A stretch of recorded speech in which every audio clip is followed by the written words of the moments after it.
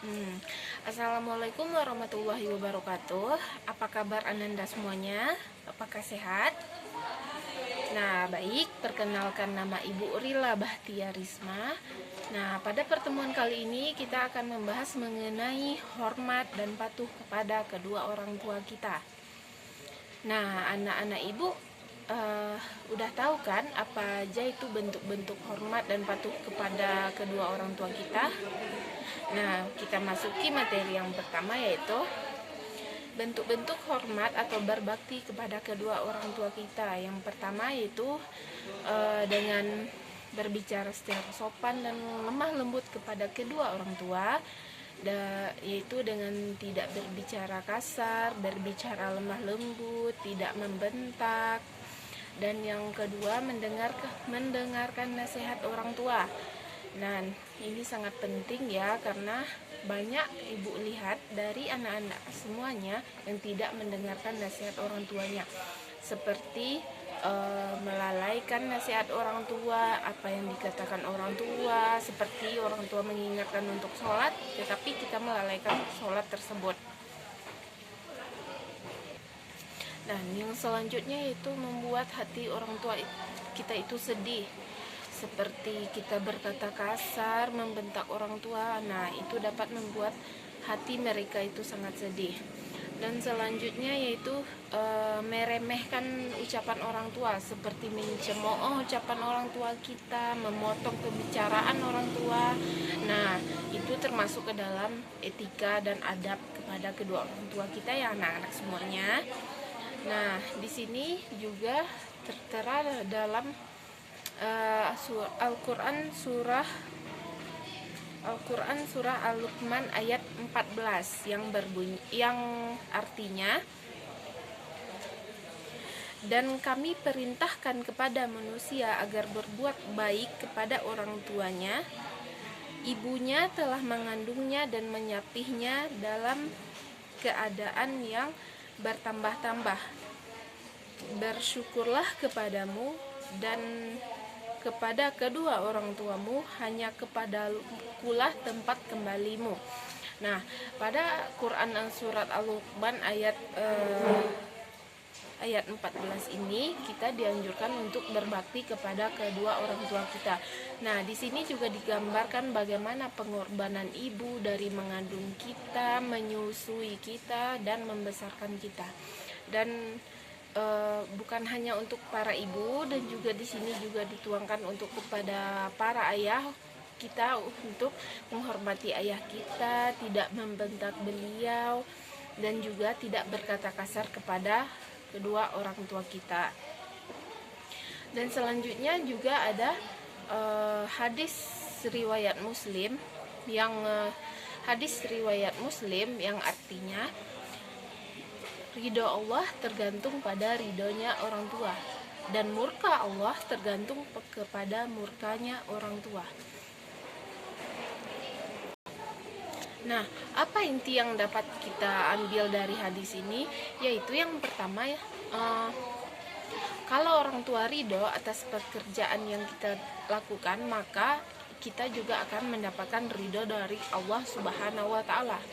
Dan justru jika orang tua kita tidak mengizinkan atau murka terhadap suatu pekerjaan yang kita kerjakan, maka kita juga akan mendapat murkanya Allah Subhanahu wa Ta'ala.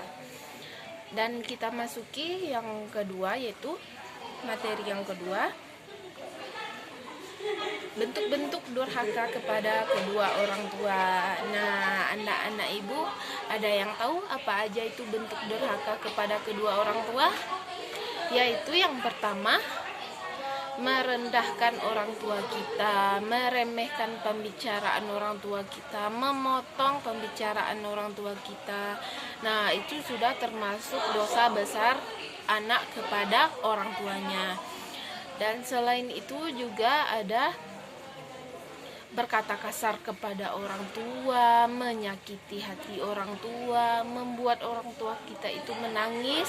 Nah, itu juga termasuk durhaka kepada kedua orang tua kita. Nah, di sini ibu juga akan menyebutkan dalil yang berkaitan dengan durhaka kepada kedua orang tua.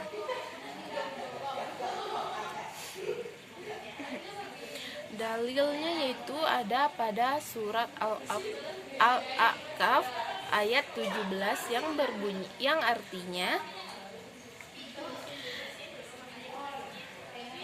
"Ya Tuhanku, berilah aku petunjuk agar aku dapat mensyukuri nikmat yang telah Engkau berikan kepadaku dan kedua orang tuaku, dan aku dapat berbuat kebajikan yang Engkau ridhoi, dan berilah aku kebaikan yang akan mengalir sampai kepada anak cucuku.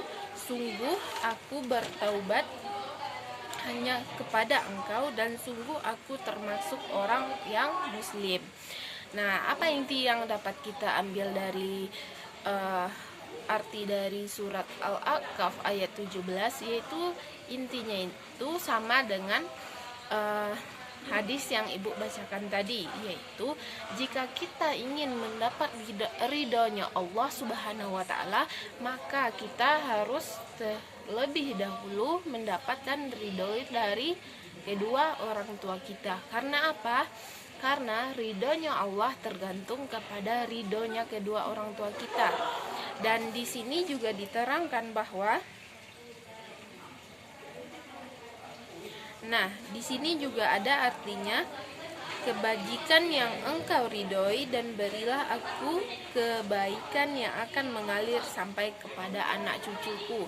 Nah, jika kita berbuat baik kepada kedua orang tua kita dan tidak berbuat ingkar, maka kebaikan itu akan terus mengalir kepada anak kita, cucu kita, dan seterusnya. Nah, kita masuki materi yang ketiga, yaitu dampak berbakti kepada kedua orang tua. Nah, anak-anak ibu pasti sudah tahu kan apa aja itu dampak berbakti kepada kedua orang tua. Nah, di sini ibu akan mengulasnya sedikit, yaitu dampak berbakti kepada kedua orang tua, yaitu yang pertama. Nah, dampak berbakti kepada orang tua yang pertama adalah mendapatkan ridhonya Allah, dan yang kedua mendapatkan keturunan yang soleh dan soleha, dan yang ketiga yaitu mendapatkan syafaat dari Allah Subhanahu wa Ta'ala. Yang keempat itu dijanjikan surga oleh Allah Subhanahu wa Ta'ala. Nah, betapa besarnya dampak kita berbakti kepada kedua orang tua kita, ya anak-anak ibu semuanya. Nah, ibu berharap kepada anak-anak ibu semuanya untuk selalu berbakti kepada kedua orang tuanya ya. Nah, kita masuki yang terakhir, yaitu cara berbakti kepada orang tua yang sudah lansia. Nah, apa aja sih cara berbakti kepada orang tua yang sudah lansia? Yaitu dengan yang pertama, tidak menelantarkan orang tua, yang kedua merawat orang tua dengan bersungguh-sungguh, dan yang ketiga tidak mencemooh orang tua kita yang sudah tua dan sudah renta, dan yang keempat selalu mendoakan kebaikan untuk kedua orang tua kita. Nah, itulah materi kita pada hari ini, yaitu hormat dan patuh kepada kedua orang tua kita. Apakah anak-anak ibu sudah paham tentang materi kita hari ini?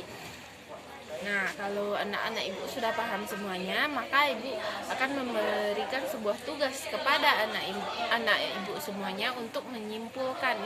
Yang pertama, untuk menyimpulkan apa aja materi yang ibu sampaikan tadi, dan yang kedua, ayat-ayat apa aja yang ibu sebutkan dan hadis apa aja yang ibu sebutkan selama ibu menerangkan materi kita tadi. Nah, kalau sudah paham, silahkan anak-anak ibu kerjakan tugasnya di rumah. Minggu depan dikumpul ya anak-anak, jangan sampai tidak ada yang mengumpulkan ya. Nah, mungkin hanya itulah materi kita hari ini. Terlebih dan terkurangnya ibu mohon maaf. Ibu sudahi. Assalamualaikum warahmatullahi wabarakatuh. Sampai jumpa di minggu depan ya anak-anak.